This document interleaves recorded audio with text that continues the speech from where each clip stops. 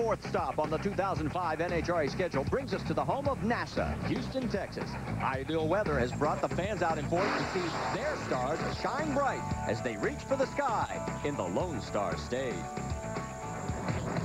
Today at Houston Raceway Park, one man will take aim at history. If John Force qualifies, it will be 350 straight.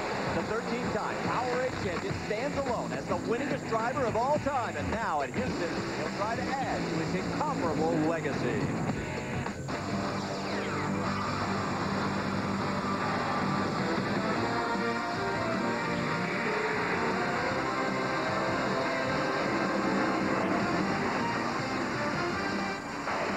ESPN, the worldwide leader in sports, presents exclusive coverage of the $50 million NHRA Power 8 Drag Racing Series. Today, the fourth event of the 05 season brings us to Houston Raceway Park in Houston, Texas, for the 18th running of the O'Reilly Spring Nationals. And perfect weather has brought out a horde of fans. I mean, it has been spectacular both Friday and Saturday. And let's talk about John Force last night, because he all but locked up another page of history. He's in the right lane, his teammate Robert Hight in the left lane, and John stops the clocks. 4.83 seconds means he's going to qualify for another event. It is a record-setting number. Here's Dave Reed. 115 race wins, 13 championships. John Force's career is a milestone. His 100th win actually coming here in Houston 3 years ago. But John, fans here this weekend at Houston Raceway Park are going to witness yet another milestone, something that's kind of snuck up on all of us. You will qualify for your 350th consecutive race. How have you done that? Are you sure we're in? Oh, pretty sure. Well, I can say that I did the driving part, but I think it's just proof of that the sponsors have invested good money in John Force Racing. And you look at, it's a very well-oiled machine, and it produces what it needs to do, and that's qualifying's number one. I give that credit to Austin Coyle and Bernie and all these kids that made it possible. But it has to surprise you. This goes back to 1988. Yeah, I really didn't even know that. Now you'll screw me up next week in Vegas. I won't qualify. But they work very hard. They work hard as a machine and as a machine. And, you know, Coyle and I, we teamed up over 21 years ago. And I think all of this has been with Austin Coyle. And then Bernie came on board a few years later, and naturally with Castrol. And they've been big in all the years of support. So it takes money, it takes the talent, and it takes camaraderie. And we have all of that. But, yeah, I'm almost a little embarrassed. That is a lot. John Force's daughter, Ashley, 3 years old when that streak started. And speaking of milestones, Marty, he could hit another one yet here this weekend with his 900th career round win. He might also have one other record, the number of autographs that he has signed in a career. I don't have any idea how many that really is. And I hope everyone appreciates what you are seeing, because in reality, Mike Dunn, we will never in our lifetime see another John Force. Yeah, it's just a tremendous achievement. But I like to go back to what he talked about. Austin Coyle, he made the decision back in the mid-1980s when he was a struggling racer, just basically going from race to race, trying to get enough money to keep the car out there, that he was going to take everything he had and invest in hiring Austin Coyle, who had already won 2 championships with the Chi-Town Hustler and his driver Frank Hawley. That decision obviously was a good one, because that enabled John to go out there and concentrate on getting more money, to getting the funding, to allow Austin Coyle and the rest of the team's members that he's brought in since then to be able to go out there and do their job. And boy, what can you say? What a job that they've done over the years. Well, and to put it in perspective, we've got 2 of our top names in Top Fuel with 2 rounds left that are not qualified for the 16-car field. And Gary Gerald is with one of them right now. And Marty, one of those back here in the staging lanes is the car that Bud King, driven by Brandon Bernstein. Brandon, of course, loves this racetrack because he was a winner here a year ago. But there's been a bit of a drought in between, and right now he's not qualified. And I'm wondering, Brandon, how concerned are you? How much more conservative do you have to go to try to get in? Well, you really have to be conservative on this first run. You know, you just want to get a baseline, get down there, get in the show, and then the second run we can build on that and, you know, try and tune it up a little bit more and maybe get higher in the program. But this one right now, we just need this car to go straight down the track, and I have all the confidence in Tim Richards and our Budweiser Lucas Oil team. They're going to do fine. It's going to go right down there. Is there any more pressure? No, no more pressure. You know, you just got to make sure that you do everything right in the cockpit, and you know, no more pressure on yourself that you need to. So we got one more shot if we don't make it in this one, but we're going to make it in this one. And of course, the other guy that we'll also be keeping an eye on is Scott Coletta. Same position, Marty. And we'll show you what happened to Scott in just a matter of moments as we get caught up on Top Fuel qualifying. Take you back to session number 1. Who was number 1? Well, the car closest to you, Morgan Lucas. That's right. Tony Schumacher goes up in smoke. Morgan stops the clock 4.55 seconds, 322 miles an hour. Now, you want to see why Scott Coletta is not in the 16-car field? Here's the reason. Watch this, Marty. The car's going to go into tire shake and then instant tire smoke. At that point, Scott Coletta knows that run is over, and as a result, he is not in the show as of this moment. Now, in the other lane, Bill Ancona, this guy did an excellent driving job. Watch this. The front end's going to come up, does a wheel stand, gets out of the throttle, does a little blip to keep it from coming down hard, then gets back on the throttle till the belt comes off, and as a result, he is in the show at least for now. What about Brandon Bernstein? Well, here's what happened to him in the second session as he had problems, and Tony Schumacher went to the number 1 spot, 4.49 seconds, 327 miles an hour. So here's our leaderboard as we head into the third qualifying session. Corey Mack in the number 2 spot, a pair of Dougs, 3 and 4, and all the way through to David Baca rounding out the top half of the field. There's Larry Dixon along with Aussie Dave Grubnick, and Bill Ancona, as Mike pointed out, on the bump right now, 5-13. Bobby Lagana, Joe Harley, Brandon Bernstein, John Smith, Mitch King, Scott Coletta, all outside looking in. Let's take a look at the weather here as we are in sea level country. Yeah, normally that means good air, but it's a little bit warm here. Right now, 78 degrees. Supposed to get up to about 81 or 82 today. 65 degrees percent humidity. The track temperature, that's key. 104 degrees. Density, altitude, when you correct all the factors involved into it, the engines feel like they're running at about almost 1,900 feet above sea level. And as we come back out trackside, there is Scott Coletta. He will be the first car down the track here in this third qualifying session. So really not much data that they can work with other than what happened yesterday. Now, this is why he's got a solo run. You'll hear that was Bobby Lagana's car crashing into the barrier. And you could tell our cameras didn't quite catch what had happened. But let's see if we can find out what happened as there's Dave Reef in the pits. And Marty, this is one of those stories that is absolutely truly ironic. This is the same car that Brady Calavoda crashed in Pomona to start the season. Don Long fixed it by front halving and back halving. Bobby Lagana takes a seat in its first pass. Some crazy things happened, Bobby. What happened down track? We had a flash fire, a push rod broke, and it burned the brake lines off the car, and parachutes just slow you down. The brakes bring you to a stop. Down the end of the track, me and Tony Zizzo were side by side, and I couldn't cut over to go around him and into the sand trap. And down the end of the track, I was just praying that somebody would stop him, and then I could go by him and into the sand. And an official waved him on in front of me, and I was faced with the choice of either T-boning him and destroying his car also and possibly hurting him, or trying to zip around him and hit the guardrail. And it's just, it's a shame for Bill and Virgie. I mean, they're the strongest people I've ever met in drag racing. I mean, to endure this is, I don't even know what to say. And after talking with Bill Miller, can tell you that Don Long, hey, you were on call, buddy, out in Gardena, California. They're heading your way in just a few moments here. Another tough break for that team as you saw the run while they were talking. Scott Coletta is into the field. 4.56 the elapsed time moves him into the number 6 spot, Mike.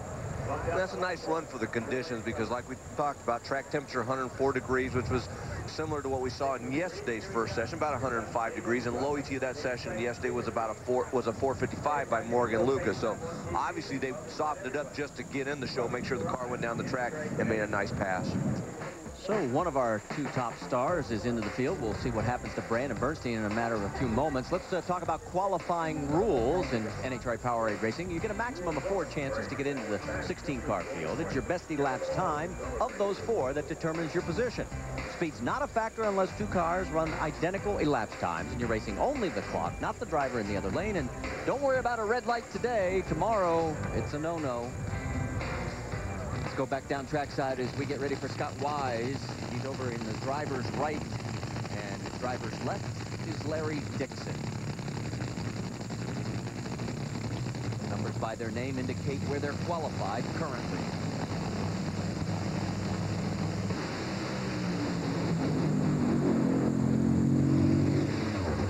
Oh, nice numbers for Larry Dixon. 4.51 seconds, the elapsed time at 326 miles an hour. You saw Scott Wise had all kinds of problems and went up in smoke. So Larry Dixon moves up to the number 5 spot as we take another look at the run. Stay with us when we come back. It'll be time for Brandon Bernstein. Will he make it into the field?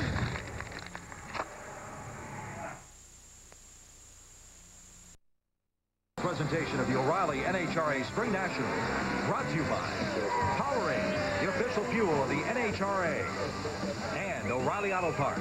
Better parts at better prices every day. And you can see the fans lined up along the fence here at the O'Reilly Spring Nationals. We're glad that they have joined us and glad that you've joined us as well, as we're in third session of Top Fuel qualifying, and we're getting ready for Brandon Bernstein and Bill Ancona over in the right lane. Bernstein, of course, has to bump his way into the field. Can he do it? Scott Kalitta has already succeeded. Ancona's on fire. And Bernstein runs through the lights and is into the field. 4.57 seconds, 327 miles an hour for Ancona. That's the third straight time this weekend that he has ignited and dropped oil on the track, and I'm sure that is not going to have NHRA officials very pleased. That's right, Marty, because this is his third oil down the road. And you saw that thing was in trouble as soon as he hit the throttle. The smoke was coming out, and shortly after that, the fire. But watch Brandon Bernstein here. Had to get in the show, just like Scott Kalitta. They softened it up. Crew Chief Tim Richards was probably looking for a mid 450 to a high 450 elapsed time, and he nailed it perfectly. 457, and he's solidly in the show. Back in the staging lanes, Brandon, you were supremely confident. Now that confidence has been rewarded. How much does that take the pressure off going to your final qualifying session? Oh, tremendous relief of pressure on that deal, you know, especially for Tim and Kim and the team that make these adjustments on this car. And, you know, that's a good run there, good baseline. And like I said before, now we got something to build on. We can see what we can get out of this racetrack this afternoon. Thanks, Gary. As we come back trackside, we get ready for Corey McLenathan in the right lane, Clay Millican in the left lane. Clay, of course, if you remember, went to his first ever NHRA Top Fuel final here 1 year ago at this track, losing to the man you just heard from, Brandon Bernstein.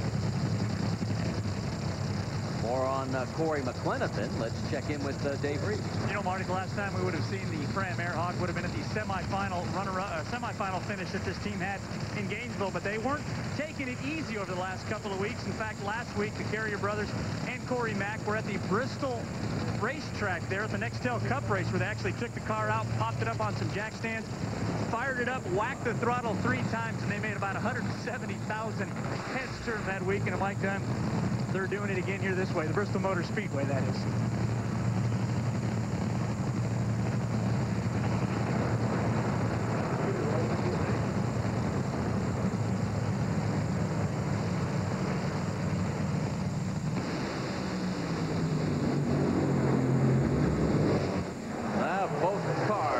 Fire, and they coast on through, so neither one will get any help. Corey's going to stay in the number 2 spot with that great 449 he turned in last night, and Clay stays in the number 9 position from yesterday's effort at 4.57 seconds. So as they coast on out, we'll get ready to tell you about tomorrow's schedule here on ESPN2, because we'll have NHRA today kicking it off at 11:30 a.m. Eastern Time, and then 3 hours of final eliminations right here at Houston Raceway Park, 7 to 10 p.m. Eastern, all on ESPN2. And for more, just log on to ESPN.com. Now you look into the eyes of Tony Schumacher as 8,000 horses come to life. He'll be in the right lane. The Brain Trust, Alan Johnson. Your back was turned to you there as we go over into the left lane. There is young 21-year-old Morgan Lucas. It's hard to believe. This is really only his 12th Top Fuel race. He's still a rookie, but he's not driving like one. Last night the car went out and shook the tires and grabbed the brake and saved the run. So he's been doing an excellent job. Side-by-side burnouts complete. The backup process will continue. And we talked about the fact that there is Wayne Dupuis. Tuned his first 440 race car earlier this year. Career best run for both he and his driver. You know, Alan Johnson, this is a critical run for this team so far this weekend, because they struggled in Gainesville when the heat was out, spinning the tires. They came out yesterday in the first session and spun the tires, then came back in the cool conditions and ran at 449. Now, you throw that run out because that doesn't mean anything coming in tomorrow. This run right here is more important than last night's 449 run. They need to get this car down the track and run a good number to show that they are back for race day. Track temperature about 111 degrees right now, and that's not the warmest that we've seen all year. Last time out, we got up to 118 at Gainesville. So that goes right back to what you were talking about as far as making a good effort with the warmer conditions.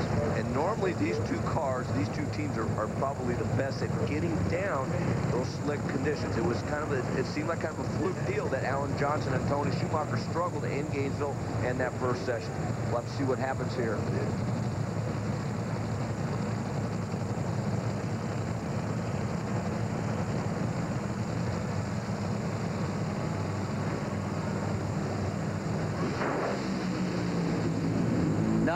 Both cars have way too much for the track, and Wayne Dupuis looking at it saying, no, we missed it, and Alan's saying, uh-oh, we got to go back and take a look at this. And so Tony Schumacher may be number one, but as you pointed out, Mike, that is not going to be a real confident race team like they were at the first 3 events of this season.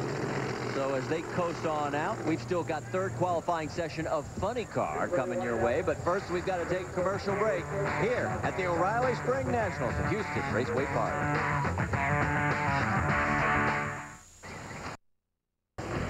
Work continues back in the pits of Brandon Bernstein here as we're qualifying at the O'Reilly Spring Nationals. Third session of Top Fuel is over. We're getting ready for Funny Car, and let's get you caught up on what happened.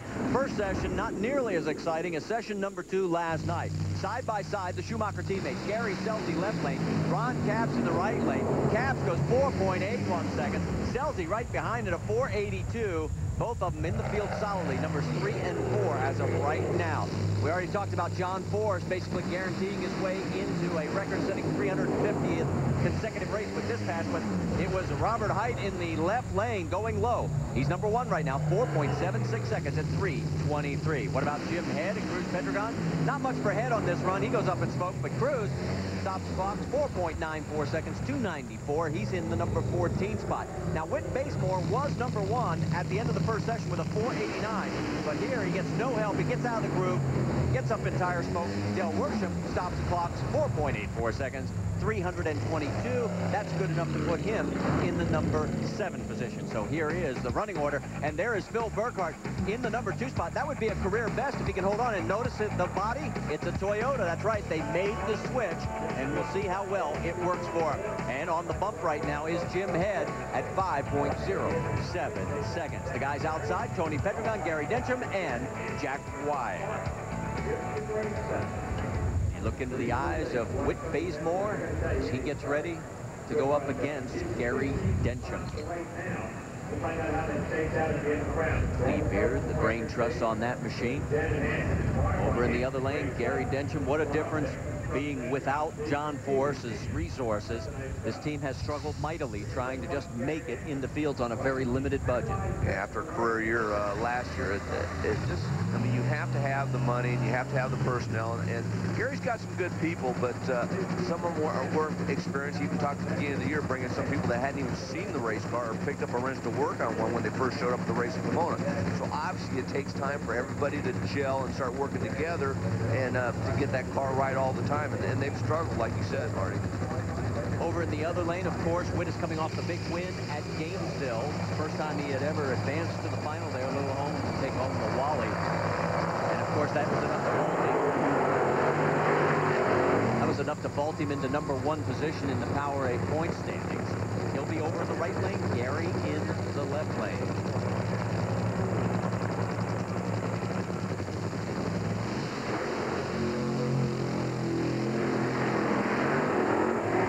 We were talking about Gary Densham back when he was with John Force Racing. Right now, if you look at the number 1 qualifier for the last 3 years, guess who's been the tuner? Jimmy Crock? Jimmy Crock. Gary Densham had number 1 qualifying spots here the past 2 years, and right now the man who replaced him in that AAA of Southern California Mustang, Robert Hight, has it. Jimmy Crock knows how to make horsepower. And speaking of horsepower, I mean, Lee Beard and Whit Bazemore, I mean, even though they won the race in Gainesville, they haven't had the kind of power that they've been known for. You know, towards the end of last year and beginning of this season, that thing has been down on horsepower. But the key is they've been racing smart. Lee Beard knows, hey, we may not have the horsepower right now. Let's just make sure we go down the racetrack. And a lot of times they've been spotting the other teams 3 or 4 hundredths of a second every session, the top teams. But the car's been going down down the racetrack every single time. And right now, these kind of conditions is where this car has really excelled, and they're probably hoping for more of this type of conditions tomorrow, because the car seems to go down the track fairly easily compared to a lot of the other teams. Well, and as we talked about last year, look out if Lee Beer gets a hot weather tune-up that works, because last year that was his bugaboo. I mean, he just flat couldn't find it, and he admitted it.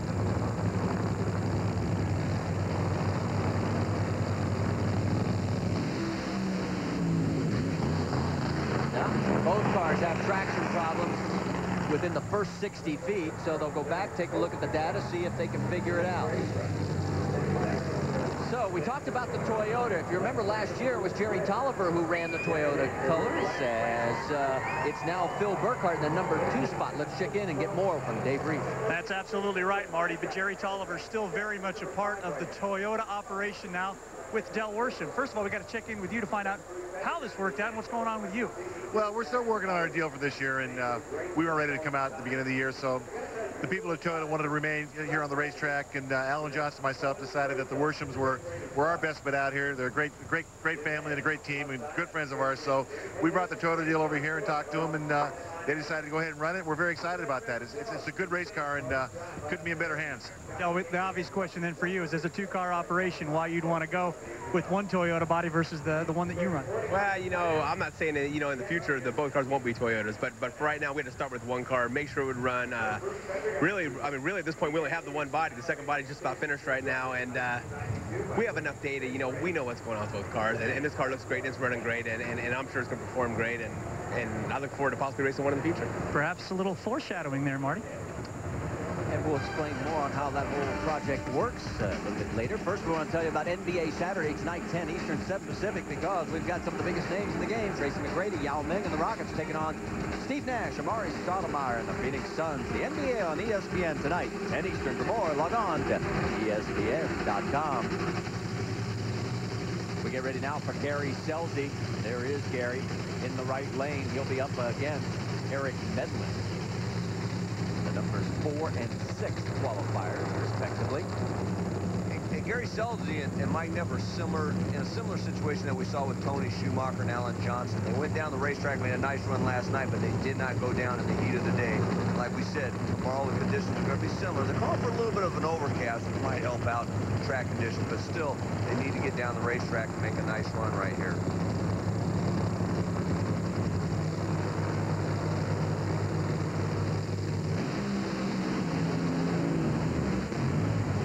Both cars have tires, but whoa, and Medlin really starts sashing in all over the place. Gets it back under control. So no help for either race car. So they'll stay 4th and 6th. You see all that? 4th. Tricky track conditions. Watch Eric Medlin. He tries to get the thing to recover, and you saw it when he got out of the throttle and got back on it. It picked the front end up, which allowed that thing to move over towards the wall. Right there, it's going to spin the tires, and he hits the throttle. Front end comes up, moves over to the wall, and he wisely gets out of the throttle. Go on board with Gary. Gary Scelzi smoked the tires very early on that run and pretty much ended that particular pass. Well, we've got to take a commercial break. There's John Force getting all suited up and ready to go, kissing the hand of Austin Coyle. Oh, God. Take a look from a beautiful view here at the O'Reilly Spring Nationals, Houston Raceway Park, as the burnouts are complete for John Force closest to you in the left lane and Phil Burkhardt over in the right lane. John, as you can see, he's qualified the number 5 spot right now.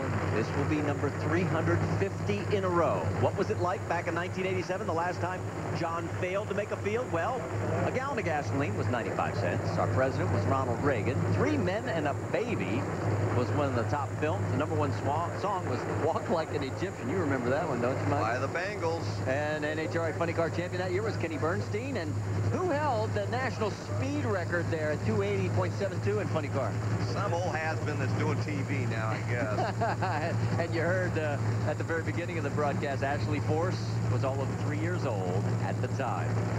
Phil Burkhardt, well, if you remember, he failed to qualify his last time out. So if Phil goes on the same streak that John is on right now, guess when he would reach 350, provided we stay at 23 straight races in a year. We'll see you at Topeka in the year 2020. Mike? That's a long time, Marty. It certainly is. Here we go.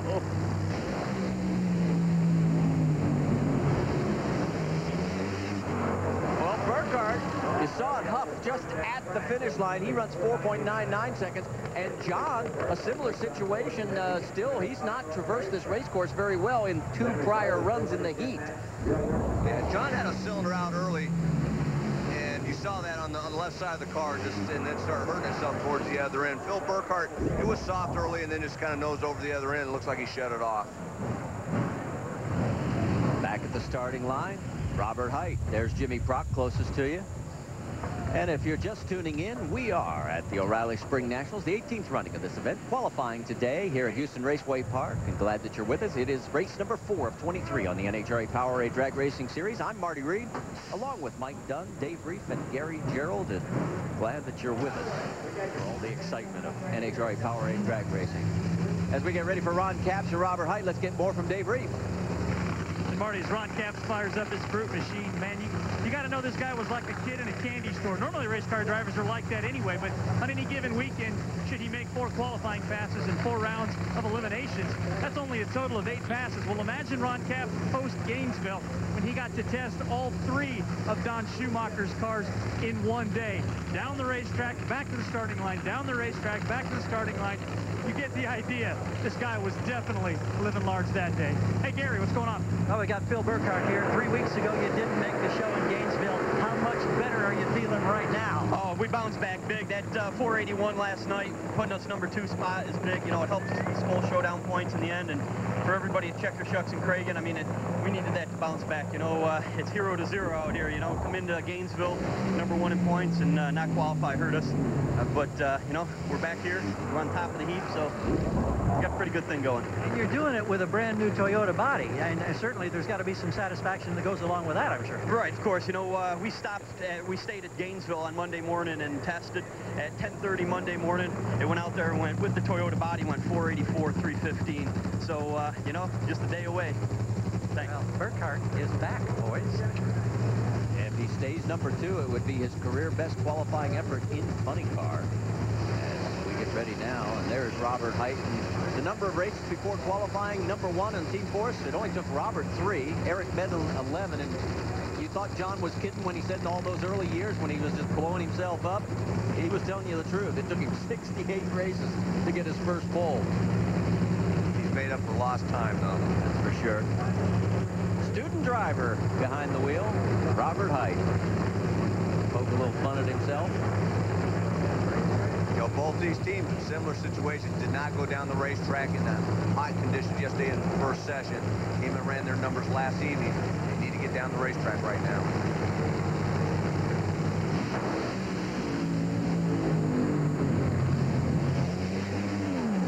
Well, one did, one didn't. Robert Hight was successful, 4.86 on the elapsed time, and you saw Ron Capps going up in smoke. So let's take a look at the board. There you see it's Bob Gilbertson on the bump spot. Robert Hight is on point right now after 3 sessions in funny car. We got to take a commercial break and take another look at Robert's very nice clean pass. Stay with us. We're coming back. A breakthrough in disposables. Ooh, we are grilling here at the O'Reilly Spring Nationals. In fact, don't miss NHRA Today tomorrow morning, 11:30 a.m. Eastern Time. We're going to share with you some of the experiences here at Houston Raceway Park. It is a very unique place to have a race. Let's talk about Pro Stock Motorcycle. Take it back to session number 1. Who was number 1? Well, closest to you, left lane, Angel Sampey. 7.08 seconds, 188 miles an hour. Gino Scali over in the other lane, a 7:18. That would be good enough for the number 5 spot at that point. Then we move to session number 2. And Andrew Hines, by 2 1/1000th of a second, would go better than Angel's 7.08. Andrew stops it at 187.99 miles an hour. Craig Treble ran a 7:12. 20. Then earlier today in session number 3, Angel and Andrew square off side by side. Angel takes the track record, elapsed time mark, 7.055. Andrew takes the speed mark, 195.73 miles an hour. So, looks like it's going to be another great race in Pro Stock Motorcycle. Take a look. There you see Angel, Andrew, Antron Brown, Chip Ellis. Look at all the Harleys, the Buells, the Suzukis, all in the mix. There's Scott Valetti. He's the one lone Kawasaki out there. Matt Smith on the bump right now at 7.18 seconds. Here are the people that are not in, including Michael Phillips, Connie Cohen, Fred Camarena, Ricky Gadsden, the ProStar standout, and all the way down through the 30 bikes that have made qualifying efforts. And as we're getting ready now for our next pair, you're looking at the defending event winner here at the O'Reilly Spring Nationals in Pro Stock Motorcycle. In fact, let's take you back to 1 year ago where Karen picked up her first ever Wally over in that right lane.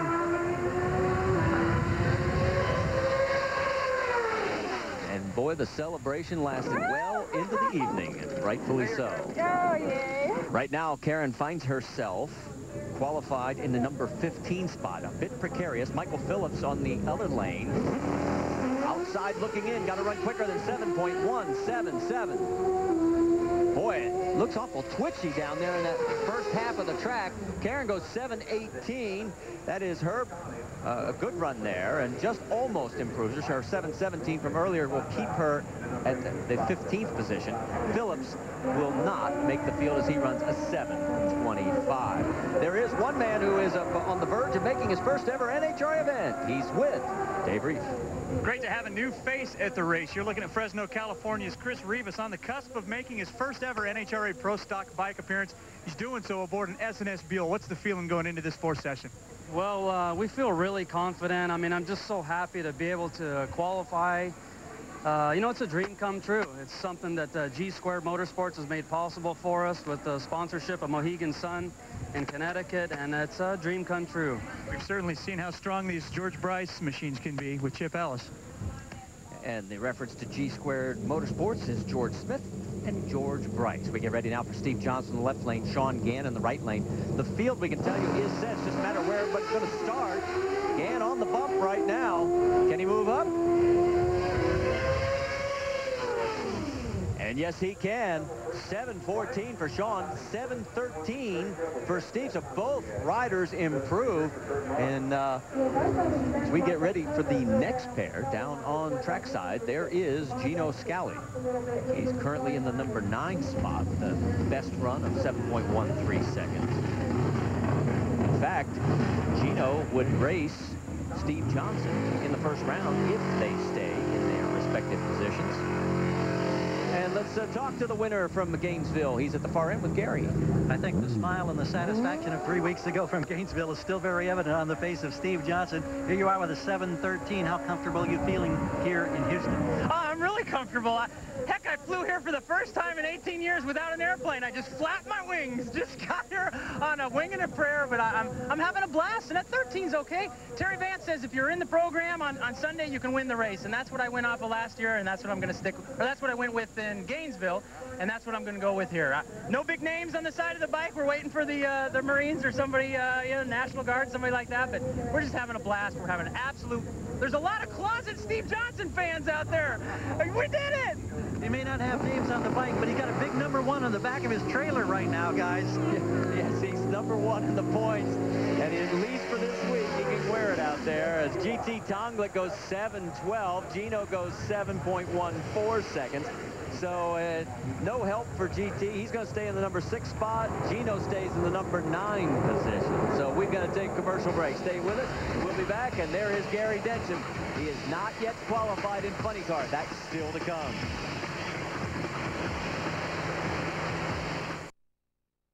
Back at the O'Reilly Spring Nationals, final qualifying session for Pro Stock Motorcycles. And up on the line right now, Ryan Schnitz and Chip Ellis, both of them on the Buells, built by George Bryce, George Smith, and boy, for Ryan Schnitz and Rob Muzzy and his team, this is their best performance here since making the switch. Of course, Muzzy known for years running Kawasaki's out here. He stole Don't worry about the red light. It means nothing today.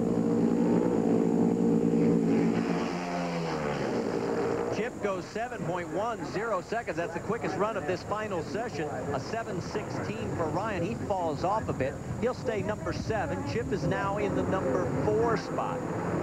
So let's take another look at this. And we have got a bit of a crosswind here, and this will give us a good view of it. Yeah, and there's some bumps early in the run. You see him having a hard time yesterday. Saw a little bit of tire shake out of that bike as he was carrying the front end and going through the gears. And then once they get past the grandstands, like you talked about, the crosswind, you know, the riders have to lean the bike a little bit to keep that thing going down. You see him leaning that thing hard to the left to keep that thing in the middle of the lane. Well, that is a great view, and there it gives you an idea just how strong the wind really is coming across the racetrack as we get ready now for Antron Brown, as he's going to be over in the right lane, and Chris Rivas, the man who has now qualified for his first ever Pro Stock Motorcycle Field here in NHRA Powerade competition. He'll be closest to you.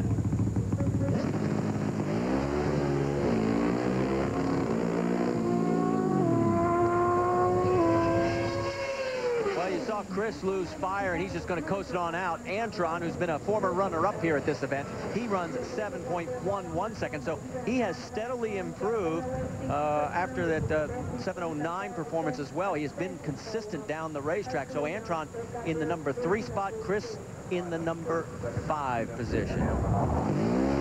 Watch Antron here. He's leaning that thing hard to the left as that thing starts moving over towards the wall also, but he reels it in. And of course, if you remember last week, Andrew Hines was leaning the bike kind of hard and ended up hurting him. Yeah, this was in his first qualifying pass last week in Gainesville. That thing got real close to the wall. And what happened as he was leaning the bike, you see the belt drive system here on the Harley-Davidson. This belt right here goes right by his leg in that area there. He was leaning so hard that he actually got his leg into that belt and pulley and actually wore through the leathers and actually got into his leg a little bit, but luckily he was able to come back. I mean, this is a tough kid. We saw him break that chain at the finals last year and come back. I mean, he's about as tough as they come, and of course, you know, you're riding a Harley, you better be tough. I was teasing him earlier today that this bike's trying to beat him up, and he says that's okay, as long as we keep winning, it can do whatever it wants. Yeah, that trophy at the end, that'll cure a lot of pain. All right, this is going to be interesting now because we got the number 1 and 2 qualifiers going to go side by side here. Andrew, just by a tick, is behind. As Angel ran a new track ET record, 7.055 in that 3rd session. And then Andrew at a 7.06. Let's talk about our schedule tomorrow because we'll kick it off at NHRA Today at Sunday morning at 11:30 a.m. Eastern Time, right here from the O'Reilly Spring Nationals. And then we'll have 3 hours of final eliminations, 7 Eastern, all on ESPN2. For more, log on to ESPN.com. And there is Angel. She'll be over in the right lane. If she can stay number 1, it will be the 37th of her career. And that would put her just 2 behind the late Dave Schultz and 7 behind Matt Hines. Boy, look at those bikes twitch. Good run for both riders. Andrew goes 7:09. That is quick for the session. Angel goes 7.10, so she will stay number 1. Andrew will race number 2. So we've got an Angel Karen Stouffer matchup. Again, the ladies go head-to-head. Yeah, as we watch Andrew Hines right here, you know, see the bumps early in the run. I mean, we've seen worse, but still, it does upset the bikes a little bit, and they have to traverse over that. And like we said, yesterday they had some trouble getting the tire spinning just right off the starting line to get that 60-foot time. They seem to have a handle on it. Andrew makes a nice run, but Angel's looked very good also all through qualifying. There we made the matchup mention between Angel and Karen. Steve Johnson, Gino Scali, and Chip Ellis has lane choice. So does Chris Rivas. Over on the other side, oh, that'll be a good one. Andrew Hines and Craig Treble and Brian Schnitz. Antron Brown and G.C. Tonglet have lane choice as well. Let's check in now with Dave Reed. Marty, we're talking about Angel Savas. She's one of 7, Angel Sampere rather, one of 7 females to win national events. Erica Enders hopes to become the 8th one of those. And Erica, I got to ask you, racing here in your hometown, just trying to get into these fields, extra pressure? Extra pressure, but I feel I perform well under pressure. It's very exciting to be home. My entire family's here, my boyfriend, you know, a bunch of friends from school. So it's awesome, and I'm thrilled to be in in the field as of right now, and you know we had some slow 60 foots earlier today, so we hopefully got that problem fixed and we'll run a little quicker this time. Currently qualified in the field. Hopefully she's going to stay there as Pro Stock qualifying continues here from Houston Raceway Park in just a moment.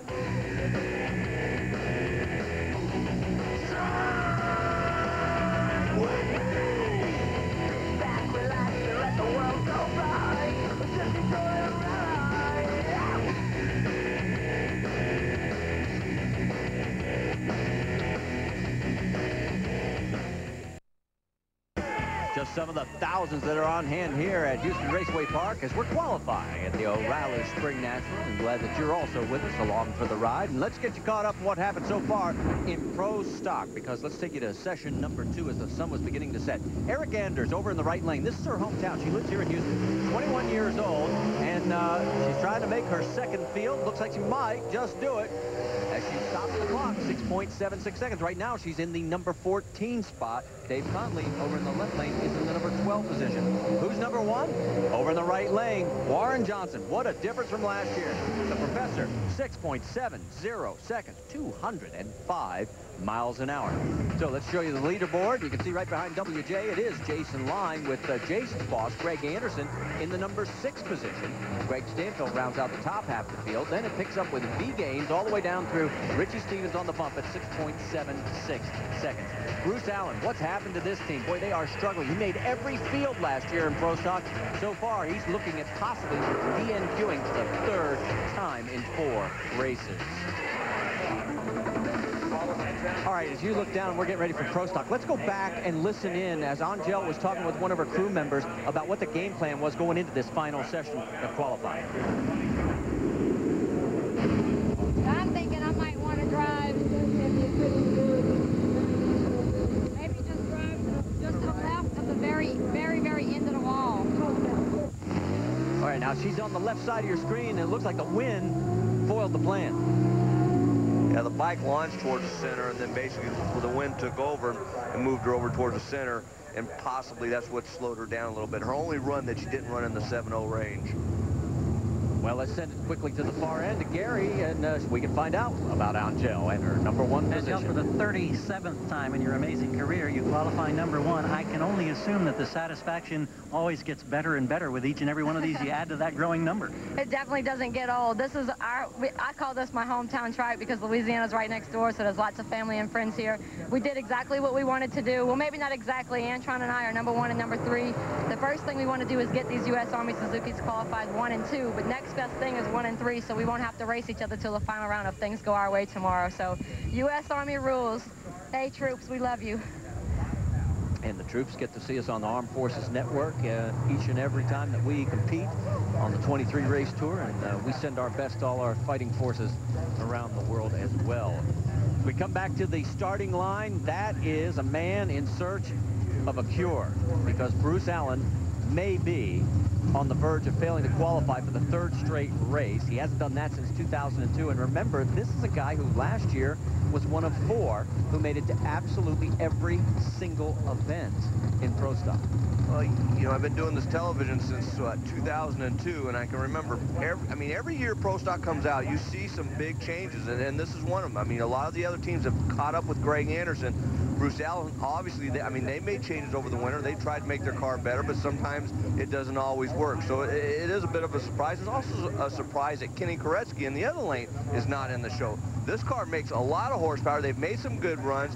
His crew chief, Eddie G, is usually good at hitting that setup, but boy, they've really been missing so far this weekend. So this is a crunch run for that team right now. It's Larry Morgan horsepower underneath the Dodge of Kenny Koretsky, and Bruce Allen, of course, has got rear and Morrison engines, and we'll wait and see if both of these guys can run quicker than 6.767 to make it into the field.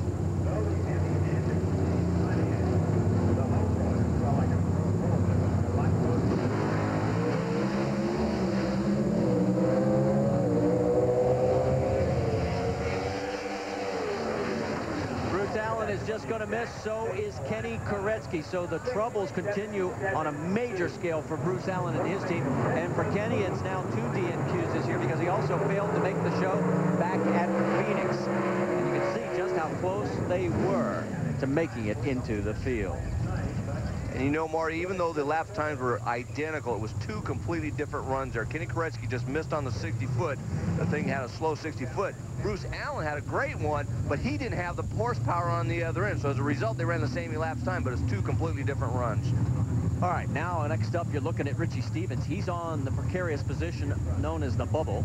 He is the man in the number 16 spot. Over in the right lane, Ronnie Humphrey trying to punch his way into the field.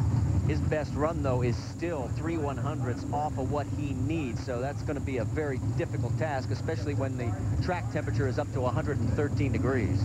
Yeah, and you know, these cars, they don't smoke the tires when they miss a combination like a fuel car, but they will spin the tires too hard and lose ET, which is exactly what happened with Kenny Koretsky the previous run.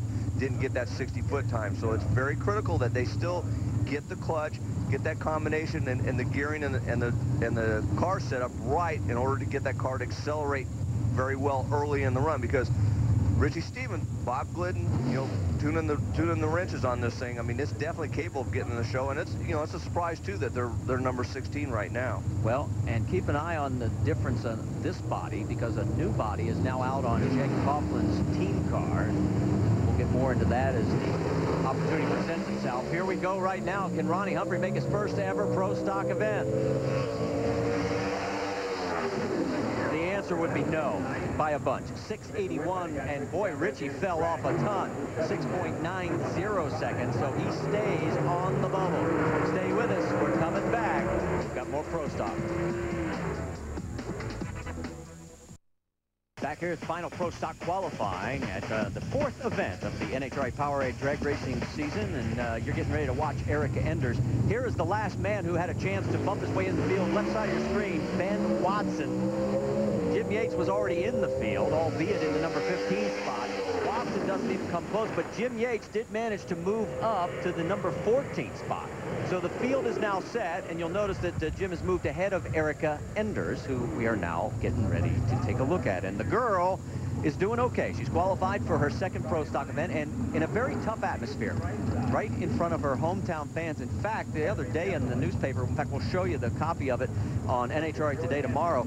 She's on the front page of the sports page, and her picture is as big as Roger Clemens. I think that one will make it to the family wall. Oh, I guarantee you. And like you said, a lot of pressure. I mean, the Pro Stock category has enough pressure as it is with her coming in, because there's been a lot of media attention on her than to come in her hometown. But one good thing is, her being in the show, that takes a lot of pressure off of this particular run right now.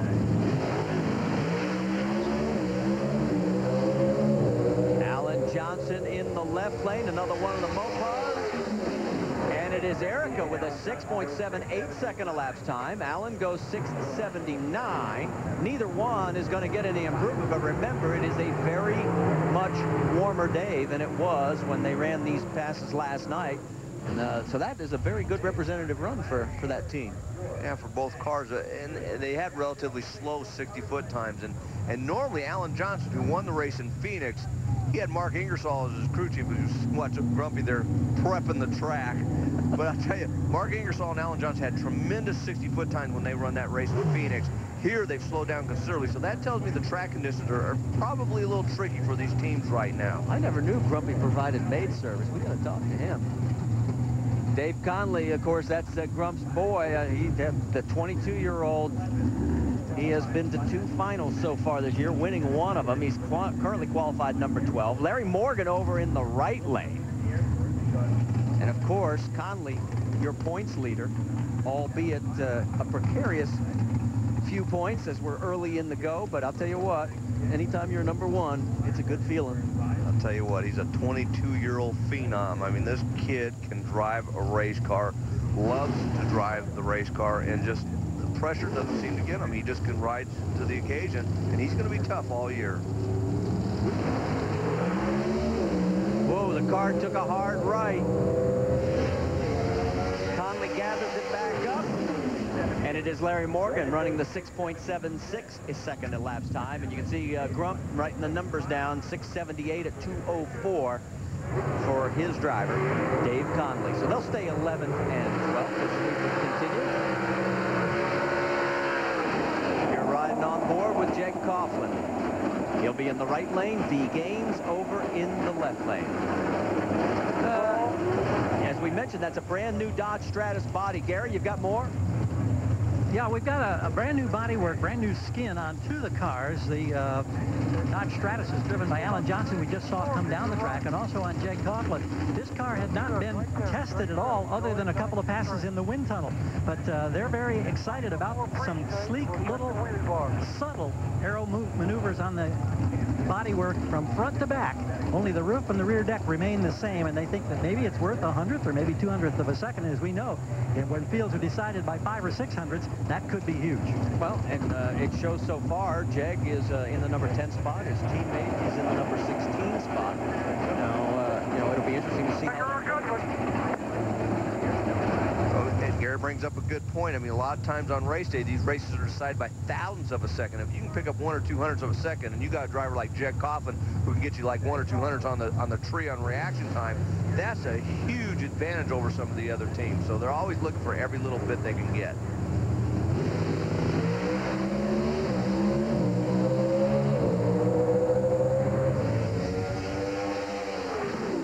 Well, for Jeg, who got his... 2:04. That's 2:04.70.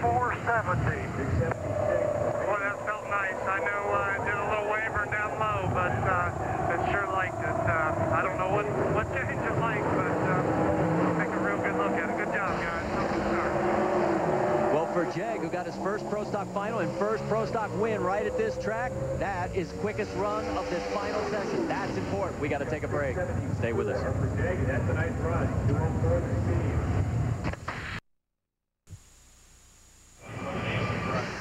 See some of the work going on back in the pits, and we are here. Yeah, good luck, Gary. You got no chance. That is Lee Priest on the right side. Well, yeah, you know who Gary is anyway. Let's go to the far end. Gary. Obviously, we're missing out on something down at this end of the racetrack, and I'm dying to know what it was. But we've got Dave Conley here. That was a bit of a wild ride. That car was trying to move around. Did you have a tough time hanging on? Yeah, I don't know if it was, we're a little aggressive down low. We've been kind of struggling here all weekend, but, I mean, the whole bullet team, they'll get this Cavalier running good by Sunday. We ain't hit our tune-up quite right yet, but I'm sure things will come around. The track's a little tricky. It's one of the hotter races we've been to this year, so it might take us a pass or two to get the hang of it, but we'll be all right. They're sorting it out, but he's smiling. Gary, what you missed, vision this. Arnold Schwarzenegger, full double biceps pose, standing next to me. I am sorry I missed that. Well, Greg Anderson now and Ron Krischer coming to the line, and Greg in the number 6 spot, the defending event winner here. We're going to say that a lot. 15 times total last year that he took home the Wally, but boy, so far hasn't he made it past second round.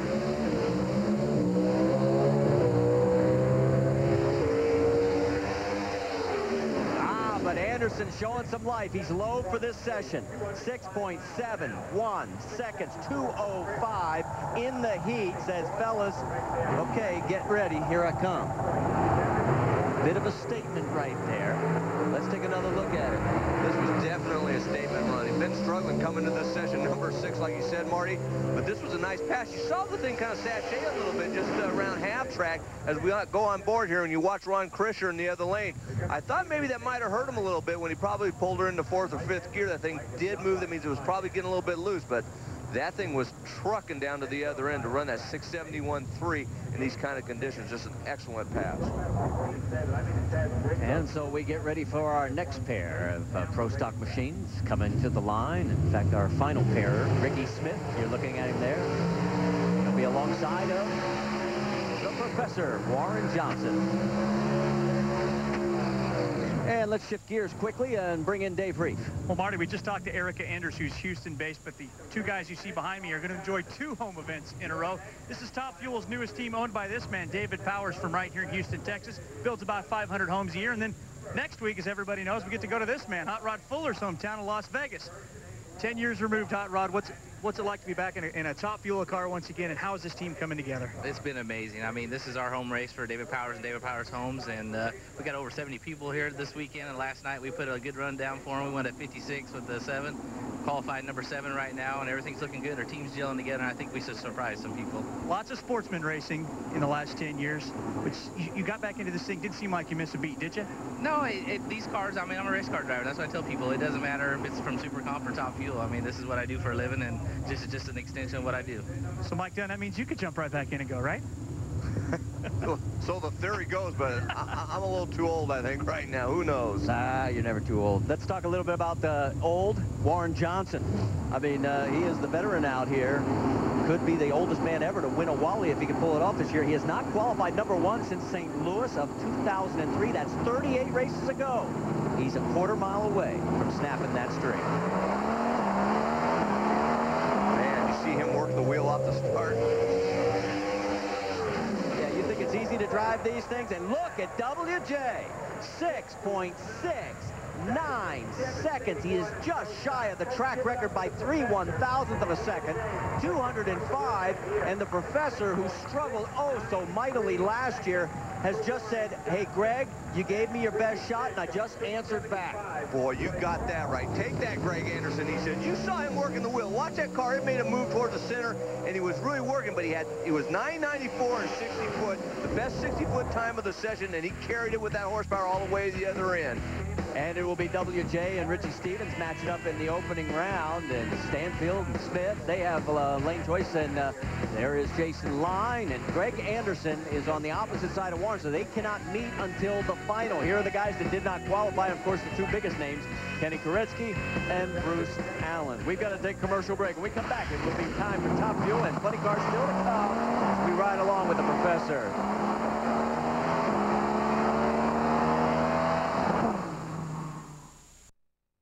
World presentation of the O'Reilly NHRA Spring Nationals, brought to you by Days Inn, the best value under the sun. Back here at final qualifying for the O'Reilly Spring Nationals, the 4th stop on the NHRA Powerade Drag Racing Series. And let's get a period on Pro Stock and talk to Warren Johnson. He's with Gary. Well, Warren Johnson, how does a 669 sound to you? Sounds awful good, considering that was a brand new engine. We've never been down a racetrack. In fact, it's only got 5 dyno pulls on it at the shop. We just put it in there just for an experiment, see if there's any future for that thing, and looking pretty good. Is that the key reason, the big difference from your struggles of last year as opposed to these strong early performances in 2005? Well, there was a couple of reasons. Surely we were down on horsepower a little bit, but Jerry built us an awful good Pontiac here, and you know, with GM Performance Parts involvement, working on a DRC3, the whole thing is kind of coming together, and I think we're in pretty decent shape right now. I would say so. The 131st time, I'm told, he's been number 1, even though it had been a stretch of 38 races since he had claimed that. Well, and that is one record he still holds over John Force. John only has 124 poles. Here's Warren's record here at the Houston Spring Race, and as you take a look at those numbers, the reference to Jerry, that's Jerry Haas, the man who builds the chassis for Warren Johnson, among many other competitors. Hey, let's get ready for some NBA action tonight on ESPN. It'll be 10 o'clock Eastern, 7 Pacific. It's the Rockets and the Suns. That should be a dandy. For more, just log on to ESPN.com. All right, let's get you caught up on what happened while we were in break, because it has been, well, shall we say, hot. Yeah, it was real hot for John Smith in this final session. As you can see, he erupted into flames. He was trying to punch his way into the field. He gave it everything he got and then some. And this is what he got for all his efforts, one toasted marshmallow. He was okay, but let's take another look. Right at the hit of the throttle, that's where the trouble begins. And then at the back of the engine, you're going to see the fire start to come out. Normally, that would be an indication of a head gasket going out. But then as it erupts into a bigger flame, probably more than likely, he had a couple connecting rods out the side of the block line, all that fuel and oil to get on the headers, and erupted into a Texas-sized barbecue there. Then Joe Hartley comes out, and watch the right rear tire. Oops, it won't run that way, and watch what happens to Joe. Now right here, the throttle sticks, and he is shooting down the racetrack. Finally, he gets the kill switch, and let's take another look at that one. Wild ride. The car just goes into tire shake, shears all the studs off the back of the the wheel, and this thing slides around. Notice the front wheels aren't even on the ground. He can't even control it. Then, at that point, the car goes into the wall and holds the throttle open. Joe does a good job. You see him inside working all the handles, getting the fuel shut off, and also the kill switches, and he does a good job to bring that car to a stop and get out. And he was okay as he climbed out of the race car and gave the fans a salute, saying, yeah, I'm all right, gang. And then there's the tire, and take a look right at the base of the... You see all the lug nuts right in there. They're still connected to the studs. It just basically sheared right off of the rear axle housing. So that's just a tough break for that team. And that's Joe right there, and it looks like more the family and friends are more shook up than he is. And meanwhile, back at the starting line, watching all this, is Chris Russell. He works on that car right there, Rod Fuller. There is Chris, brother of Darrell Russell. And of course, this was the unveiling just last night when they dedicated the Top Eliminator Club in Darrell's memory, because of course Houston was his hometown. And there's wife Julie, mom Gwen, Burnell on the far right, and there is Chris. And of course, it all brings back a flood of memories for all of us after the tragic loss of Darrell last year at St. Louis. And also, we should send our condolences on to Shelly Howard's family. She was killed last week in a top alcohol dragster crash, along with her son Brian in Tulsa. We send our deepest sympathies to their family.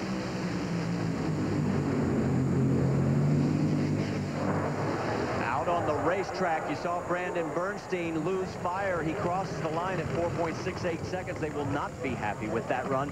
And Rod Fuller ran a 4.64, so he'll stay number 8. Brandon number 10, and only the second time in 35 races Brandon is in the bottom half of the field. As Chris Russell says, we're going to be all right come race day, and we're going to be okay as a family as well. 18th running of the O'Reilly Spring Nationals. There is Doug Coletta, the winner just 3 weeks ago at Gainesville. Over in the right lane, that is Clay Millican, the defending IHRA champion, a winner last week at San Antonio. And a man still looking for his first ever NHRA, Wally. He went to 3 straight finals last year. If you remember, he started that stretch right at this very racetrack at Houston. And there's these two back up. You want to take a look at history back in 2001. Does that New York Yankees dragster look familiar to you? Watch the speed, because it was 331 miles an hour on the board, and congratulations, Mikey. Back in the good old days. 460 the elapsed time, and take a look at this pose right here. Does he know how to play to the camera or what? Woo! I was already practicing. That second 230-mile-an-hour run about 754 days after Tony Schumacher became the first ever at Phoenix, so just about 2 years. Now, you heard us mention about Shelly. There's the sticker that a lot of the teams are running this weekend for Shelly and remembering her.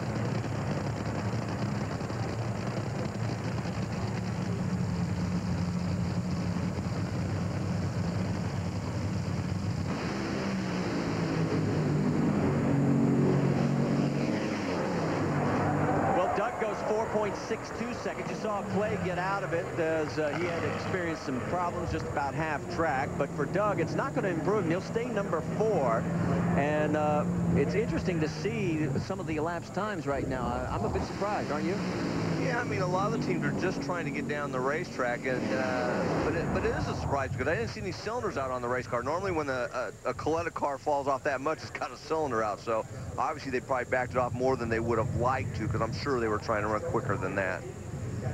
And you're looking at Doug Herbert right now as he's back at the starting line. He'll be next up. He'll be in the left lane. He's the number 3 qualifier. And Scott Coletta, the number 7 qualifier, will be over in the right lane. Now, track temperature is only, well, not only, it's the highest it's been all day, 113 degrees. But it'll be interesting to see if anybody can knock down a little bit bigger number, because like you said, I mean, we're used to seeing the Coletta cars run, even in that kind of heat, a little bit quicker than what we're seeing so far. Yeah, and so far the best run was actually Brandon Bernstein. He was on a good run, and then something broke before the finish line to slow him down. But he had numbers to run a high 450 elapsed time before whatever gave up went away. So, you know, and the key was that I think is the previous session when Larry Dixon ran that fourth. That's the run of the weekend thus far.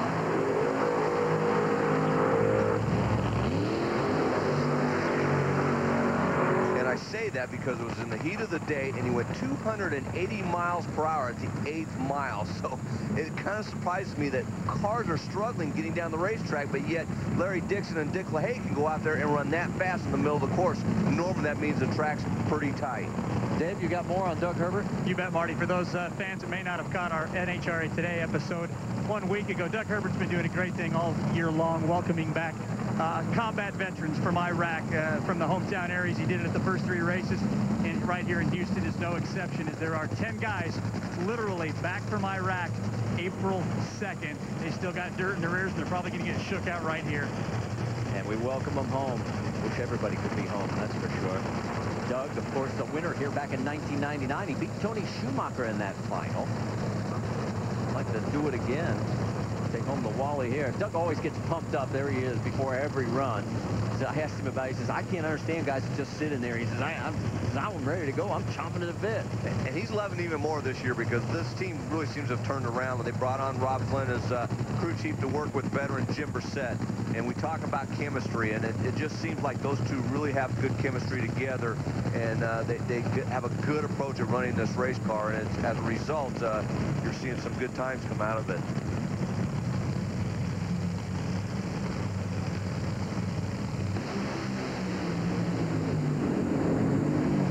And a little bit of tire smoke on both cars. It first hit Scott in the Jesse James top fueler, and then Doug soon followed. So they'll stay number 3 and number 7, respectively. So we're still wondering if we're going to see any of those 450 numbers here in this final qualifying session. Come on back and find out. At Samuel Adams, hops are to beer what grapes are to wine. They really are the soul of the beer. That's why our founder, Jim Cook, goes to Bavaria each year to hand select the best hops in the world. Most other brewers just call in their orders. Oh, this is great. The burnout for Morgan Lucas over in the right lane here at final qualifying for Top Fuel here at the O'Reilly Spring Nationals. Corey McClenathan over in the left lane. Now there has been a big shakeup in Pro Stock. One rider has been disqualified. Let's get more from Dave Reeve.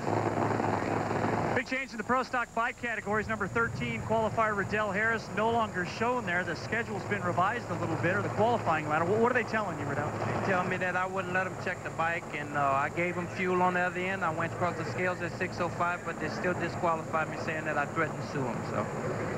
You did get tore down in Gainesville, though, right? I mean, they tore my bike apart in Gainesville. They took all the wires off it. They took the pumps off it. They took all the body panels off it. They found nothing, and here I come to Houston, and they want to tear it together apart.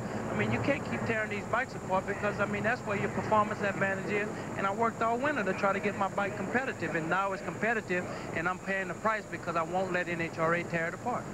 P. Miller Motorsports guys pretty disappointed down here, Marty. Yeah, Dave, I can understand in one respect, but there isn't a single sanctioning body in the country that I've ever worked in association with that will let you refuse a teardown. It just won't happen. In NASCAR, IRL, I mean, none of them. They tore down Greg Anderson a number of times last year. I mean, it's just the way it is. You refuse, you're DQ'd. It's plain and simple. Here we go with Corey Mack and Morgan.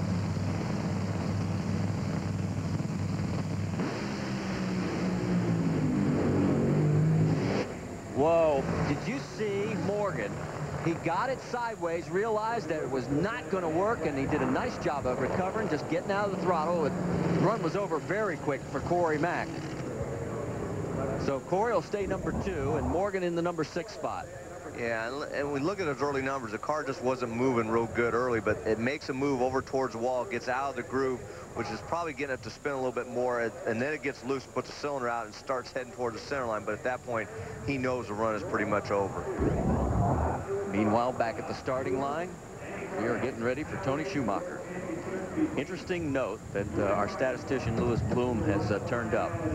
For Alan Johnson, if they hold on to this number 1 position, and it's pretty good that it's going to stay that way because it's just too darn hot out here, it will be the 60th career pole for that man right there. 33 with Gary Scelzi, 17 with his brother Blaine, and this would be number 10 with Tony. And as we go around to the back of the car, one of the things that you found out some interesting data is the guys that are using these wheelie bars to help them in their performance. Yeah, actually it's part of the tune-up. I mean, normally you think of the wheelie bar as keeping that front end from getting too high so that the driver doesn't have to lift. As we look at Clay Millican right here launch, he does not have a wheelie bar, so he wants to be able to get the balance of the car to control the height of that front end as it launches. Now, Larry Dixon here, who does have a wheelie bar, you notice it can go up there a little bit higher, and obviously Larry Dixon can feel a little bit more comfortable because he does have that wheelie bar, so he can maybe carry it out there a little bit farther. Now, what they're doing, though, when you hit the throttle, watch the tire here as it wads itself up. Without the wheelie bar, what a lot of the crew chiefs thinks happens is it wads that tire up to get that tire speed that we always talk about going at a certain rate, and then actually the tire patch is a little bit too low.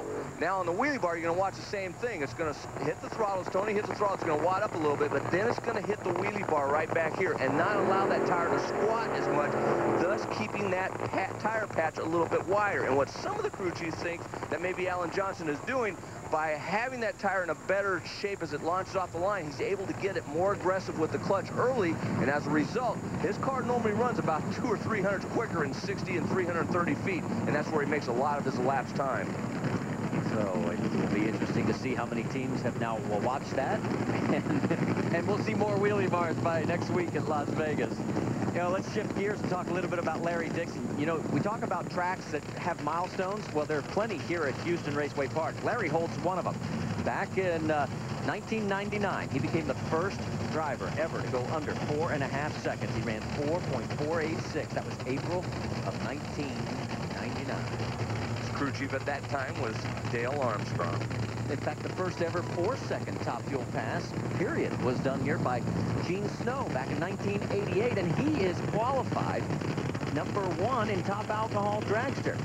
And that was the first 4-second pass ever in NHRA competition right here at Houston Raceway Park, 1988.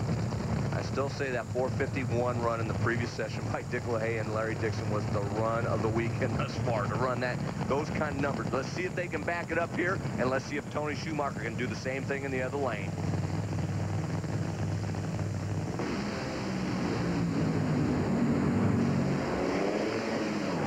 Not so for Dixon, but Schumacher did. They found it finally. 4.52 seconds at 3:18. That is the quickest run of this fourth and final session. And Dixon's car was on it, but then just a little bit too much.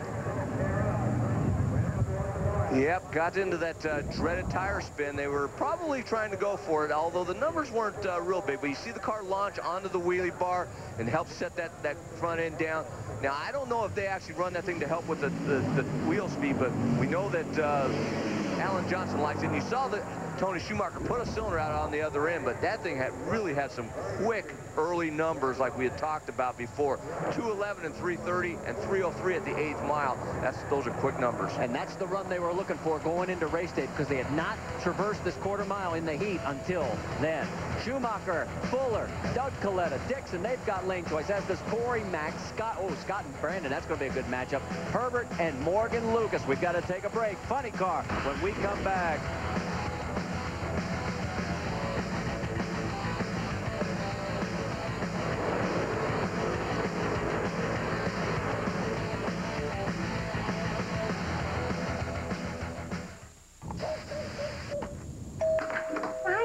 Hi. Sarah's still getting ready. Okay. How have your parents been? Oh, they're fine, Mrs. Drake. Good. Well, come on in. I like your haircut like this. Mrs. Drake? Call me Bonnie. Oops. Warning. The makers of Tag Body Spray cannot be held liable if product is worn in the vicinity of your girlfriend's mother, your girlfriend's mother's friends, your girlfriend's friends, or any combination of the words friend, girl, and or mother that we forgot. Introducing Tag Body Spray for guys. Consider yourself warned. You're giving me fever. Applebee's Barbecue Fever. From our sweet baby backs to our new grilled barbecue shrimp. Fever. Tell your sizzle. What a lovely way to burn. Eating good in the neighborhood.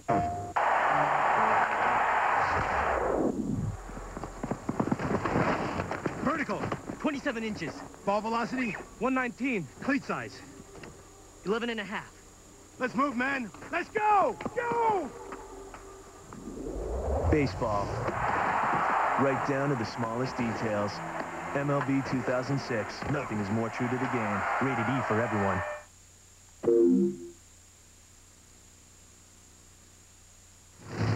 As we return to final qualifying and funny car action now at the O'Reilly Spring Nationals, you look at the man who holds both ends of the track record here at Houston Raceway Park. It is Gary Densham.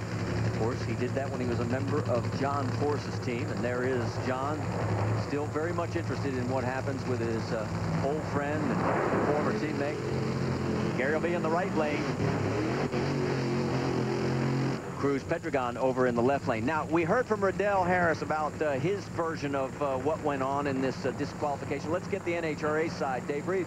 Down with Graham Light, the Senior Vice President of Racing Operations for the NHRA. We've just talked to Riddell, heard his side of the story a little bit. What's something going on down there? What do you know about it? Well, all I know is that Riddell made his best run of the weekend, qualified in the show. When our tech department went to inspect the bike, he refused to allow them to inspect it. And that's their job. They need to make sure that all the vehicles that run down the racetrack are compliant with the rules and classifications. And you know, we view that as a very serious offense if a competitor doesn't allow them to tear it down. And so basically he's disqualified from this event, and further action may be pending. Is there any reason, how many bikes we typically tear down on a weekend? Is that just kind of somebody's discretion, or is there a hard and fast rule? Well, it's random. We spot check bikes or cars all the time. When we see cars that step up, or vehicles step up in performance and get into a qualified field, it's our obligation. We have to check. We routinely check fuel, check weight, and so on every run. But to go beyond that is based on performance and some other factors. Bottom line, Mike and Marty, like you guys said, rules are rules. That's the way it is, and we'll see what happens. He said that there could be further action pending from the NHRA. Here we go. Funny car qualifying.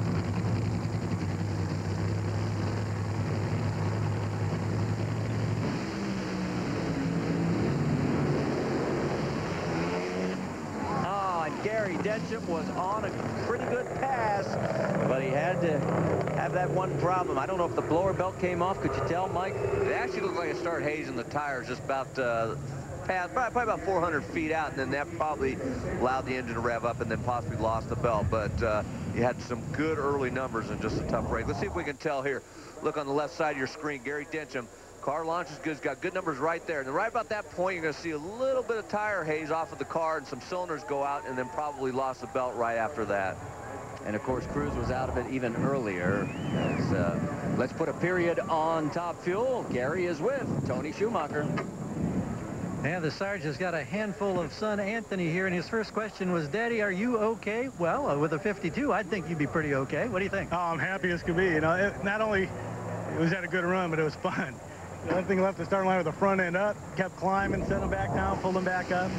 You know, to the point where I was thinking, okay, what do I do here? And hey, set them back down and started trucking along. It was just a good time. That's what it's all about. For the United States Army, we've got a lot of soldiers here. We're close to Fort Hood, the 4th ID, people that actually got Saddam. You know, these guys, and there's a lot of them at the track here with us. So it's a pleasure to be able to do it for them, for Matco Tools, and for all the great soldiers. Believe it or not, we have a lot of Marines here too, and man, country. It's all about teamwork. It's about all of us. Good job. What do you think, Anthony? That was pretty cool, huh? The smile says that he's going to play it real quiet, guys. Be careful when you work with kids and animals. Remember, Gary. Mikey? And you saw him with the front end up in the air. And we just talked about the wheelie bar thing. And you got to remember, when you use that, you still have to get the balance of the car right. That means you can't hit it too hard, because otherwise it's going to unload and spin the tires. And that thing definitely had the front end up pretty good on that run. But Tony did a great job. Okay, there's one guy who has a shot left to punch his way into this 16-car field, and he is over in the right-hand lane. Jim Head from Columbus, Ohio. The 56-year-old contractor has got to run quicker than a 5:05. The best he's run is a 5:07. So we know he can do it, but they've been having a hard time getting this Dodge figured out. a lot of people have trying to figure out this racetrack this week, and it is definitely seems to be a very tricky racetrack. And it seems like in all categories, the starting line's a big problem as far as getting that proper wheel speed. As far as the bikes, pro stock cars, funny car, top fuel is no different. And I don't know if it has anything to do with the smoothness of the track or the way the rubber's laid down or whatever, but just trying to get that initial wheel speed has been a problem for a lot of the teams. Frank Pedregon over in the left lane. He is qualified number 13 right now.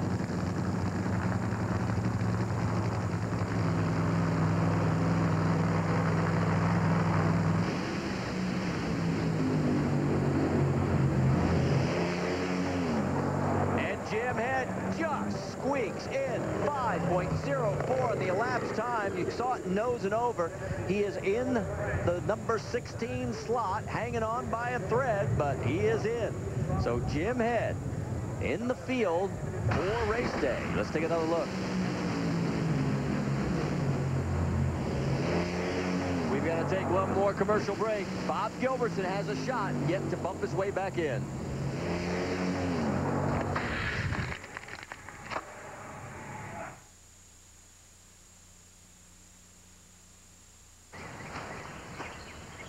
When chipping over a sand trap, remember that the shaft should bisect your left shoe. Imagine you're riding a horse.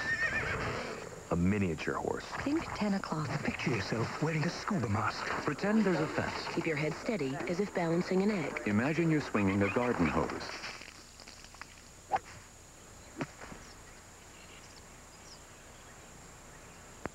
When heading out of a bunker, remember to position. They house our memories, and each spring hold our hopes. They are the cathedrals of the game. And every Sunday night in April, NHD gives you an inside look at the ballparks of the major leagues. Take a tour of these modern marvels with NHD on Comcast with high definition. All new episodes of Cathedrals of the Game premiering every Sunday night in April on NHD, only on cable. Get Comcast Digital Cable. It's a great way to watch NHD in high definition. How about we find a new family car? VHIX.com lets you design a car online. Coupe or a sedan? Coupe? Sedan? Pick your style. Take that as a yes? Pick your features. Oh, you like that 2.7-liter V6, don't you? Leather interior? And get the ideal car for your particular situation. No leather interior. VHIX.com. Roadmap to the automotive world.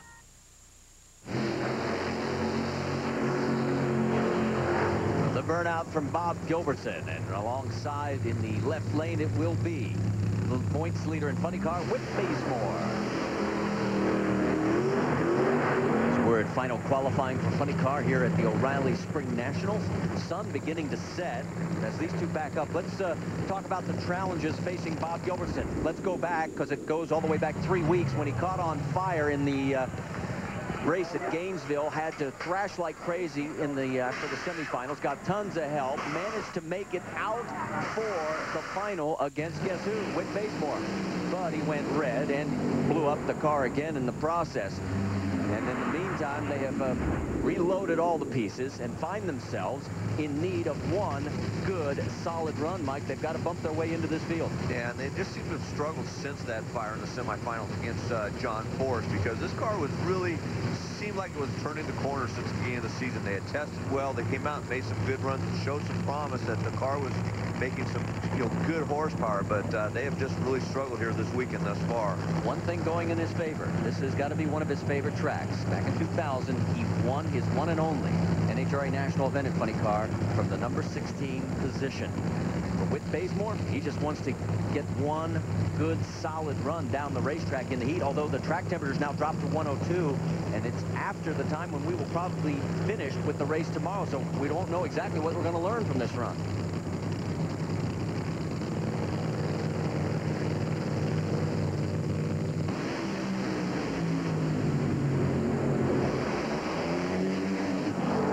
Well, guess what? Gilbertson is into the show. 4.99 seconds at 288 miles an hour. That bumps Jim Head back out of the field, puts Tony Pedregon on the bubble right now. The field is set. Gilbertson is in the number 15 spot.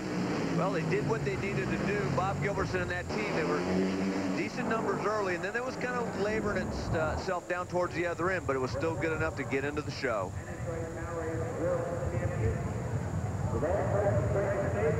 Well, as we get some time here, because they got to get the cars off the field, let's go back to Top Fuel Session 4. This is what happened to Joe Hartley. If you were with us, you know that the tire came off shearing, and then Joe went for a bit of a wild ride. Let's take one more angle from the far end of the racetrack.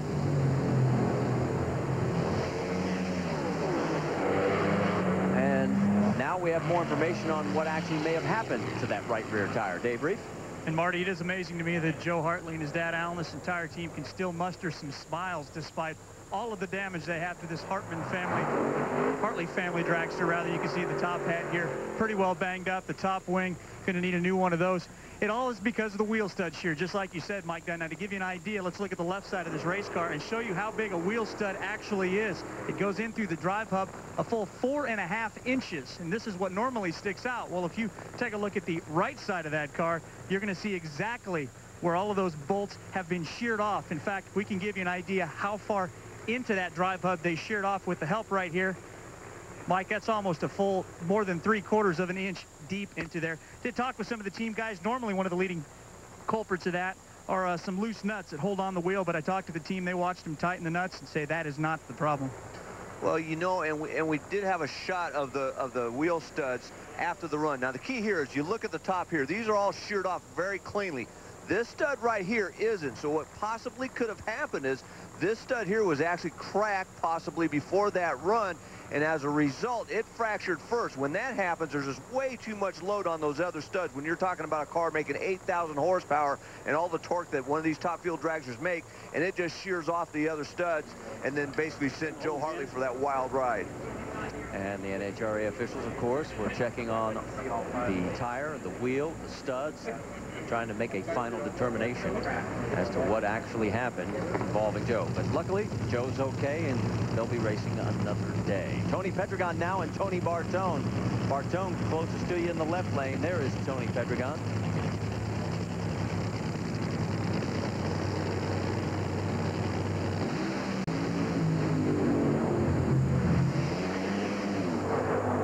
Tony saves his best for last. He goes 4.91 seconds, gets him off of the bump spot, 297 miles an hour. It moves him up only one spot to number 15, moving Bob Gilbertson on to the number 16 position. And guess what? That's where Gilbertson won this race from back in the year 2000. Let's take another look at the run. We've got to take a break. We'll be right back with more Funny Car Qualifying.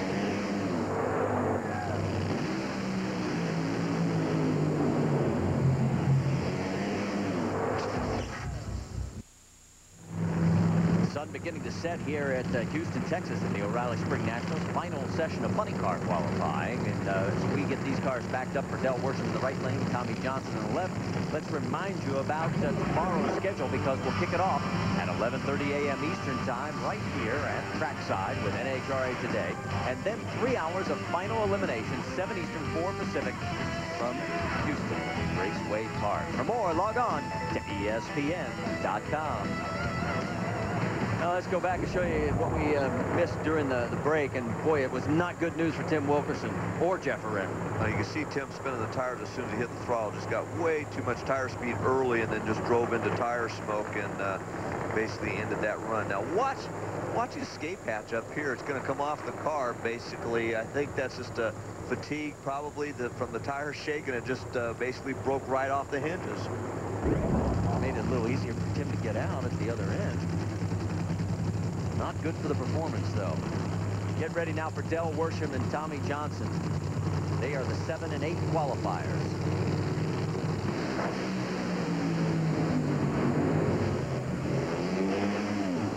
Well, Del makes it down the track. He is the quickest of this final session, 4.86 seconds, 308 miles an hour. It will not improve him. His 484 from earlier will keep him in the number 7 spot. But an interesting stat, Marty. Dale Worsham, after that run, will be the only car in the 16 qualifiers that has made it down the track on all 4 of his qualifying runs, and that's what you need to do if you want to win on Sunday. So basically, you'd say, I'd rather be number 7 and have 4 good runs than be number 1 with only 1. Especially if the sun's out tomorrow, because he got down the racetrack when the sun was out. He'll be looking good. There's John Medlin, waiting to send his son down the quarter mile for their last qualifying effort. Here we go. Let's start him up, and we're going to take you along for sounds of the strip. Sit back and enjoy.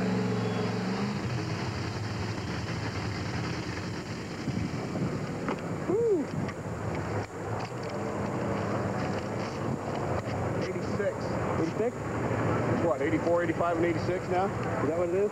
10, 90. I thought you said 84. It said 86, huh? 86. Okay.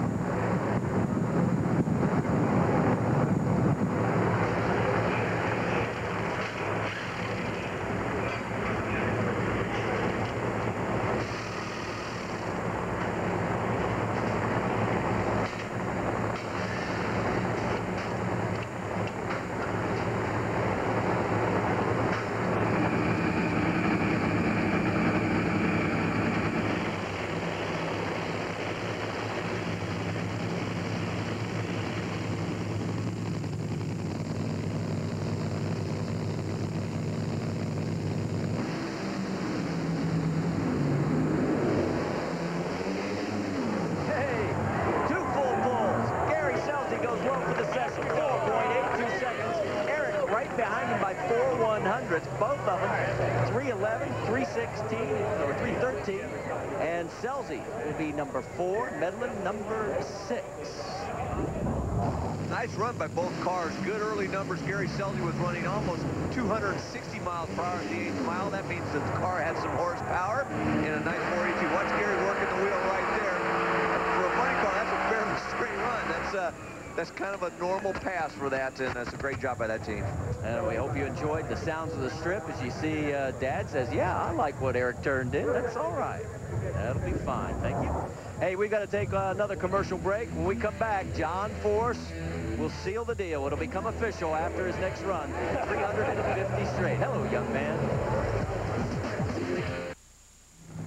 Back here at the O'Reilly Spring Nationals, where we are getting ready to watch another page of NHRA history turn involving John Force. But first, we got to tell you about some NBA basketball action coming up your way tonight. It's got some of the biggest names in the game. Tracy McGrady, Yao Ming. The Rockets take on Steve Nash, Amari Stoudemire, the Phoenix Suns. It's all tonight on ESPN, 10 Eastern. For more, log on to ESPN.com. Body up on the Toyota of Phil Burkhardt. That's right. They made the switch. They took 5.5 inches, they told us, off of the back wing and added that little spill plate right in the front to help try and balance this car out, keep the front end down. Well, that was one of the characteristics of the Toyota. We've seen a lot of drivers struggle, including Gary Scelzi, when the body first came out. And as you see on the back of the spoiler here, that's what we're talking about. They took that area right there, dropped it down, and basically what happened is the Toyota makes a tremendous amount of rear downforce, but the problem is it wants to lift the front end up in the middle of the racetrack, making it very hard, obviously, for the driver to steer it. So, and you look at John Force, the difference different characteristic. He's got the high spoiler on the side, but then way down low in the middle. But both bodies seem to be working well.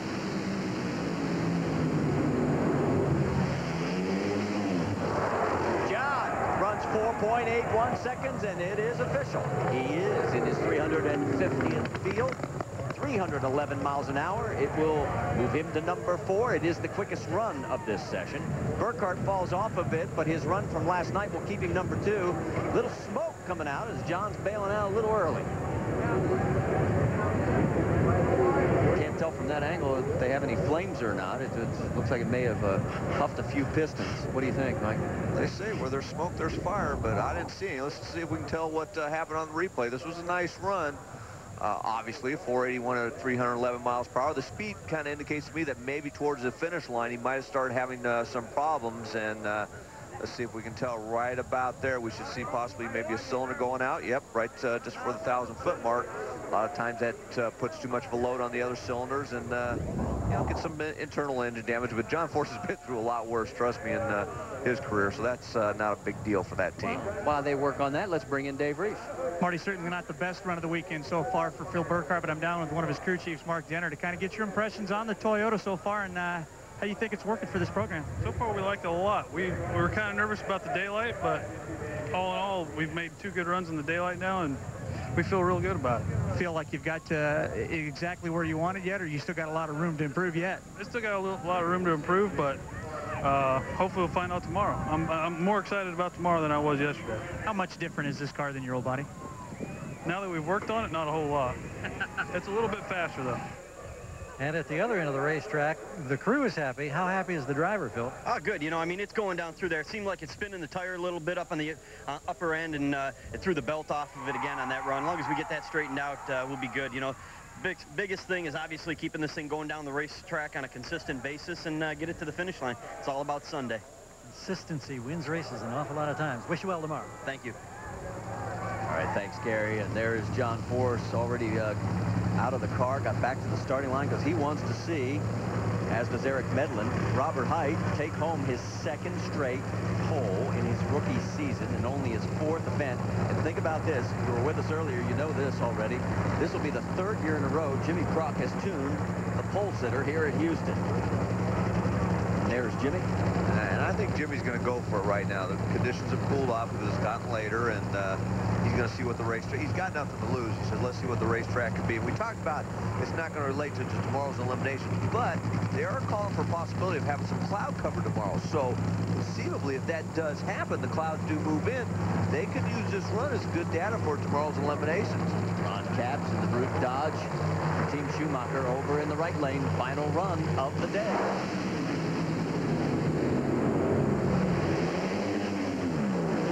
Robert got it out of the groove, still goes 4.83 seconds. Capps goes a 4.92, sort of nosed over on him. You can see by the mile an hour. Hold on, here we go. That's not good for the body. But Ron gets it stopped. That's a rough day at the beach there. And Ace says, oh, he went into the sand. Oh, and it did. It cracked the front. Oh, man, they're going to have to dig in. And yeah, I folded the nose under when it went into that sand. But that was the only thing Ron could do. I mean, the chute came out very late, and I know that wasn't Ron doing that. Probably the first chute failed, and he reached up and pulled the second one. But look at the body right there. I mean, it just, as soon as it hit the sand, it just folded it under. So that's a major damage there. Well, while the safety safari gets Ron out of that, let's bring in John Force. He's with Dave. Back at the starting line already. John, how about this new driver of yours, Robert Hight? Here his 4th race. You've already got 2 poles for that young driver of yours. Doing a great job. Robert's, I think we made a great choice with Robert. He's been around here a long time. He's watched me and he's learning from Eric. And bottom line, he's family. And I think with AAA of Southern California and Texas and naturally Ford, I think this kid's going to be a winner. Bottom line, you're in this show. Congratulations. 350 in a row now. Yeah, don't do this. I know what you're going to do to me for Vegas. Going to put that big old hex on me, but no, it don't work that way. It is what it is. We'll just keep doing it for the fans and our sponsors and Castrol, and just happy everybody's safe. Glad Ron Capps out of the car and he's good. He is the man. All right, let's take a look at the matchups. Height will have Gilbertson, TJ, and Aren. Force has Frank Pedregon, Selzy, and Bazemore. The teammates square off in the first round. That's not part of the plan. Burkhart and Pedregon, Tony version. Worsham and Bartone. Caps has Cruz, and there are the guys that did not qualify. Is Jim Head, Gary Denton, Jack Wyatt, and there is Ron Capps as he's trying to get all the gravel out of his boots and everything else. We've got to take a commercial break. We'll wrap it up when we come back.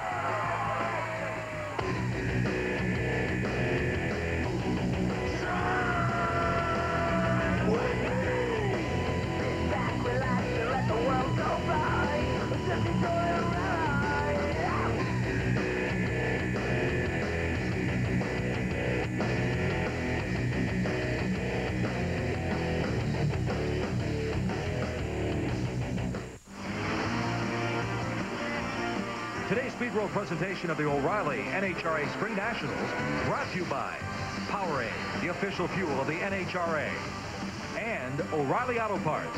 Better parts at better prices every day. And we're about ready to close things out here and qualifying for the O'Reilly Spring Nationals. The fields are set and we're ready to go racing. And think about this. The last time we had 3 different winners in the top 3 categories after the first 3 races was 1990. Will we have 4 different winners? Well, we'll find out tomorrow. And here's the schedule. All you got to do is tune in at 11:30 a.m. Eastern Time for NHRA Today, and then 3 hours of finals and eliminations right here from the O'Reilly Spring Nationals, all on ESPN2.